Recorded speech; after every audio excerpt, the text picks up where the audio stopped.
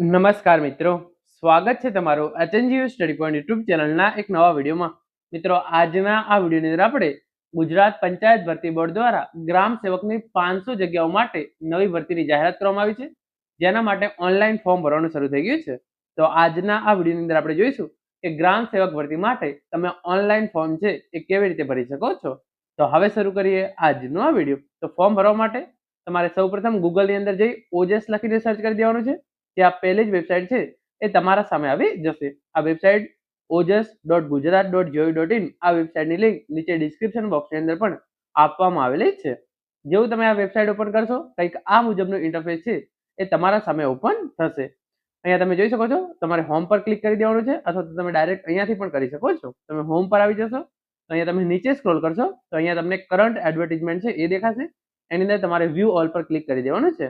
તો આ રીતે સિલેક્ટ એડવર્ટાઇઝમેન્ટ બાય ડિપાર્ટમેન્ટ, એની અંદર ગુજરાત પંચાયત સેવા પસંદગી બોર્ડ સિલેક્ટ કરવાની છે. અને આની અંદર તમે અહીંયા જોઈ શકો છો, અધિક મદદનીશ ઇજનેર, પશુધન નિરીક્ષક વર્ગ 3 અને ગ્રામ સેવક વર્ગ 3 આ 3 જગ્યાઓ માટે અત્યારે ભરતી પ્રક્રિયા ચાલી રહી છે. તો અત્યારે ગ્રામ સેવક સામે જે અપ્લાયનું બટન છે તમારે એના પર ક્લિક કરી દેવાનું છે. જેવું તમે અપ્લાય પર ક્લિક કરશો, અહીંયા તમામ ઇન્ફોર્મેશન જે છે આવી જશે. 5 વર્ષ સુધી તમને ₹26,000 ફિક્સ પગાર આપવામાં આવશે. પોસ્ટનું નામ છે ગ્રામ સેવક વર્ગ 3. પછી જે અહીંયા તમને અપ્લાય નાવનું બટન દેખાય છે, તમારે એના પર ક્લિક કરી દેવાનું છે. જેવું તમે અપ્લાય નાવ પર ક્લિક કરશો, આગળ તમે જોઈ શકો છો, તમારા જોડે ઓલરેડી રજીસ્ટ્રેશન નંબર હોય તો તમારે રજીસ્ટ્રેશન નંબર અને ડેટ ઓફ બર્થ નાખી અપ્લાય વિથ OTR પર ક્લિક કરવાનું છે. પરંતુ જો તમારા જોડે રજીસ્ટ્રેશન નંબર ના હોય તો તમારે સિમ્પલી અહીંયા જે સ્કીપનું બટન આપવામાં આવેલું છે એના પર ક્લિક કરવાનું છે. પછી આગળ તમે વધશો તો અહીંયા તમામ ઇન્ફોર્મેશન તમારે જોઈ લેવાની છે. એના પછી તમારું ટાઇટલ છે એ સિલેક્ટ કરી લેવાનું છે. તો અહીંયા હું મિસ્ટર કરી દઉં છું. પછી તમારી સરનેમ અહીંયા નાખવાની છે, તમારું પોતાનું નામ અહીંયા નાખવાનું છે, પિતા અથવા તો હસબન્ડનું નામ પછી નાખવાનું છે, અને માતાનું નામ તમારે અહીંયા નાખવાનું છે. એના પછી તમારે તમારી જેન્ડર અહીંયા સિલેક્ટ કરવાની છે. જેન્ડર ફરી બીજી વાર સિલેક્ટ કરવાની છે. તમારી ડેટ ઓફ બર્થ તમારે અહીંયા નાખવાની છે. અહીંયા જે તમારી જે ડેટ ઓફ બર્થ હોય એ નાખવાની છે. તમારું મેરિટલ સ્ટેટસ, મેરિડ કે અનમેરિડ છો એ સિલેક્ટ કરવાનું છે. તમે કઈ કેટેગરીમાં આવો છો તમારે એ સિલેક્ટ કરવાનું છે. ફોર એક્ઝામ્પલ તમે અહીંયા SCBC કેટેગરી સિલેક્ટ કરશો તો તમારે કાસ્ટ સર્ટિફિકેટ નંબર, કાસ્ટ સર્ટિફિકેટની ડેટ અને કાસ્ટ સર્ટિફિકેટ કયા રાજ્યમાંથી કઢાવેલ છે એ ડિટેલ્સ નાખવાની રહેશે. અને નોન ક્રિમિનલની ડિટેલ્સ છે એ પણ નાખવાની રહેશે. અને તમે SC કેટેગરી સિલેક્ટ કરશે તમારી ફોર એક્ઝામ્પલ, તો તમારે કાસ્ટ સર્ટિફિકેટની વિગતો છે એ નાખવાની રહેશે. તો અહીંયા જનરલ કેટેગરી છે, તો જનરલ કેટેગરી સિલેક્ટ કરશો તો તમારે કોઈ પણ ડોક્યુમેન્ટ નાખવાની નહીં રહે. પરંતુ જો તમારી જનરલ કેટેગરી છે તો તમારે ₹100 ફી ભરવાની રહેશે. બાકીના કોઈ પણ ઉમેદવારોએ ₹1 ફી ભરવાની નથી. અહીંયા તમારું પરમાનન્ટ એડ્રેસ તમારે અહીંયા નાખી દેવાનું છે. સ્ટેટ સિલેક્ટ કરી લેવાનું છે, એ ગુજરાત હશે જ ઓટોમેટિક. તમારો જે પણ જિલ્લો લાગતો હોય એ જિલ્લો સિલેક્ટ કરી લેવાનો છે. વાવથરા જિલ્લો છે એ પણ હવે આવી ગયો છે. આમાંથી તમારો જે પણ તાલુકો તમને લાગુ પડતો એ સિલેક્ટ કરવાનો છે. પછી અહીંયા પિનકોડ નંબર નાખવાનો છે, પરમાનન્ટ એડ્રેસ નાખવાનું છે, પરમાનન્ટ એડ્રેસનું રાજ્ય, જિલ્લો, તમામ વિગતો જે છે એ સિલેક્ટ કરી લેવાની છે. અહીંયાથી તમારે તાલુકો સિલેક્ટ કરવાનો છે, પિનકોડ નંબર નાખી દેવાનો છે. પછી તમારે ખાસ તમારો મોબાઈલ નંબર જે ચાલુ હોય એ મોબાઈલ નંબર અહીંયા નાખવાનો છે. તમારું ઈમેલ આઈડી જે ચાલુ હોય એ તમારે અહીંયા નાખવાનું છે.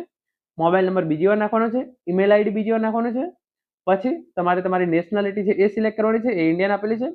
જો તમારા જોડે રમત ગમતના વધારાનો ગુણ હોય તો યસ, બાકી આને સિમ્પલી નો રાખવાનું છે. જો તમે દિવ્યાંગ હોય તો યસ કરવાનું છે, બાકી એને નો પર રાખવા દેવાનું છે. કમ્પ્યુટરનું બેઝિક નોલેજ છે તો એની અંદર યસ રાખવાનું છે. જો વિધવા હોય તો યસ, માજી સૈનિક હોય તો યસ, અને યસ કર્યા પછી આ તમામ વિગતો ભરવાની થશે. બાકી સિમ્પલી એને નો પર રાખી દેવાનું છે.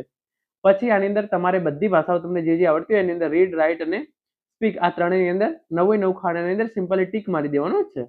તો અહીંયા આ રીતે તમારે જે છે એ સિમ્પલી દરેક બોક્સની અંદર ટીક મારી દેવાનું રહેશે. રીડ, રાઇટ, સ્પીક, સ્પીક આ રીતે ટીક મારી દેવાનું છે. એના પછી એજ્યુકેશન ડિટેલ્સની અંદર સિલેક્ટમાંથી અમે આમાંથી કોઈ પણ એક ડિગ્રી કરેલી હશે તો તમે આના માટે ફોર્મ ભરી શકો છો.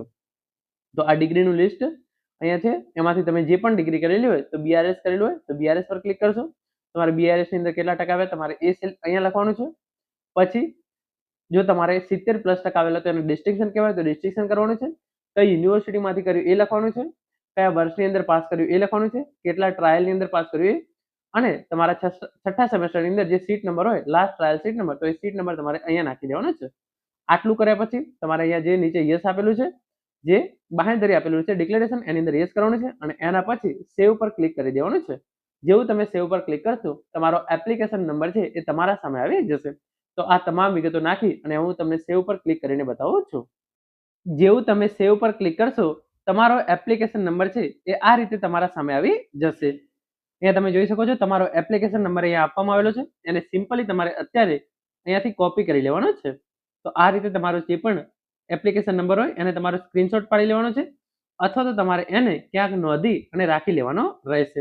તો એપ્લિકેશન નંબર અહીંયાથી હું કોપી કરી લઉં છું. ચલો, હું મારો એપ્લિકેશન નંબર છે અહીંયાથી આ રીતે કોપી કરી લઉં છું. એપ્લિકેશન નંબર આ રીતે મેં કોપી કરી લીધો છે. આટલું કર્યા પછી તમારે અહીંયા ઉપર જે ઓનલાઈન એપ્લિકેશનનું બટન દેખાય છે એના પર ક્લિક કરવાનું છે, અથવા તો તમારે સિમ્પલી જે અહીંયા હોમનું બટન દેખાય છે તમે એના પર પણ ક્લિક કરી શકો છો. અહીંયા આવી ગયા પછી તમારે સિમ્પલી શું કરવાનું છે, અહીંયા તમારો ફોટો અને સિગ્નેચર છે એ અપલોડ કરવાનું રહેશે. તો અપલોડ ફોટો અને સિગ્નેચર એના પર ક્લિક કરું છું. જે એપ્લિકેશન નંબર આપણે આગળ નોંધ્યો હતો એને અહીંયા કોપી કરવાનો છે, એટલે કે પેસ્ટ મારી દેવાનો છે. તમારી જે ડેટ ઓફ બર્થ હોય એ આપણે અહીંયા નાખવાની છે. તો ડેટ ઓફ બર્થ છે એ હું અહીંયા નાખી દઉં છું. પછી જે કેપ્ચા કોડ અહીંયા આપવામાં આવેલો છે એનો એ કેપ્ચા કોડ તમારે અહીંયા નાખી દેવાનો છે. અને આટલું કર્યા પછી તમને જે આ ઓકેનું બટન દેખાય છે તમારે એના પર ક્લિક કરવાનું રહેશે. તો અહીંયા ઓલરેડી મારો ફોટો અપલોડેડ છે, તો ફોટો આ રીતે આવી જશે. સિગ્નેચર છે એ સિગ્નેચર પણ આ રીતે આવી જશે. પરંતુ જો તમારો ફોટો કે સિગ્નેચર અહીંયા અપલોડ કરેલું ના હોય તો તમારે ચૂઝ ફાઇલની અંદર જઈ તમારો ફોટો છે એ ફોટો ચૂઝ કરી લેવાનો છે, અને પછી આ અપલોડનું બટન દેખાય છે એના પર તમે ક્લિક કરશો તો તમારો ફોટો અહીંયા આવી જશે. જે સિગ્નેચર છે એ પણ તમારી અહીંયા આવી જશે. જો તમારો ફોટો અને સિગ્નેચર 15 KB કરતાં વધારે હોય તો તમારે ઓજસ રીસાઇઝ લખીને સર્ચ કરવાનું છે, અને એના પછી ત્યાં તમે તમારો ફોટો અને સિગ્નેચર છે એ રીસાઇઝ કરી શકશો. તો આ રીતે તમારો ફોટો અને સિગ્નેચર અપલોડ થઈ જાય એના પછી તમારે ફરીથી જે હોમ છે એના પર પણ તમે ક્લિક કરી શકો છો. હોમ પર આવે પછી જે ઓનલાઈન એપ્લિકેશન છે એની અંદર જે આ કન્ફર્મનું બટન દેખાય છે તમારે સિમ્પલી એના પર ક્લિક કરી દેવાનું રહેશે. અહીંયા તમારો એપ્લિકેશન નંબર તમારે ફરીથી પેસ્ટ કરી દેવાનો છે. ડેટ ઓફ બર્થ છે એ તમારે ડેટ ઓફ બર્થ નાખી દેવાની છે. તો ડેટ ઓફ બર્થ હું નાખી દઉં છું.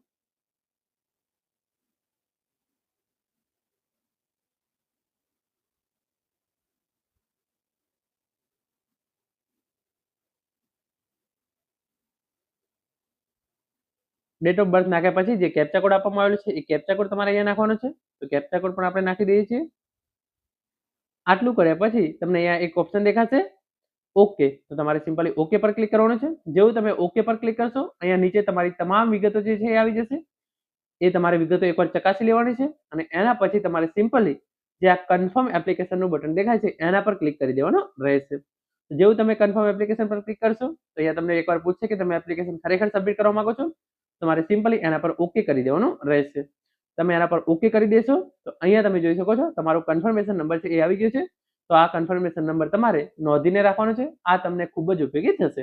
જો તમે જનરલ કેટેગરીના હશો તો અહીંયા તમારા જોડે બે ઓપ્શન આવશે, પે ફીઝ અને પ્રિન્ટ એપ્લિકેશન. તો અહીંયા એસસીબીસી કેટેગરીનું છે તો અહીંયા જે છે એ ઓપ્શન આવતો નથી. તો અહીંયા ડાયરેક્ટ પ્રિન્ટ એપ્લિકેશન છે એના પર ક્લિક કરી અને તમારે તમારા ફોર્મની પ્રિન્ટ નીકાળી લેવાની છે. અને જો તમે જનરલ કેટેગરીના ઉમેદવાર હોય તો તમારે અહીંયા જઈ અને ફી છે એ પણ પે કરવાની રહેશે. પ્રિન્ટ એપ્લિકેશન પર ક્લિક કરશો તો આ પ્રમાણે તમારી આખી એપ્લિકેશન પ્રિન્ટ થઈ તમારા સામે આવી જશે. આ ફોર્મ આ રીતે તમે ભરી શકો છો. તો મિત્રો, આ હતો આજનો વિડીયો જેની અંદર આપણે ગ્રામ સેવક ભરતી માટે તમે ઓનલાઈન ફોર્મ કેવી રીતે ભરી શકો છો એના વિશેની સંપૂર્ણ ચર્ચા કરી છે. Thank you so much for watching.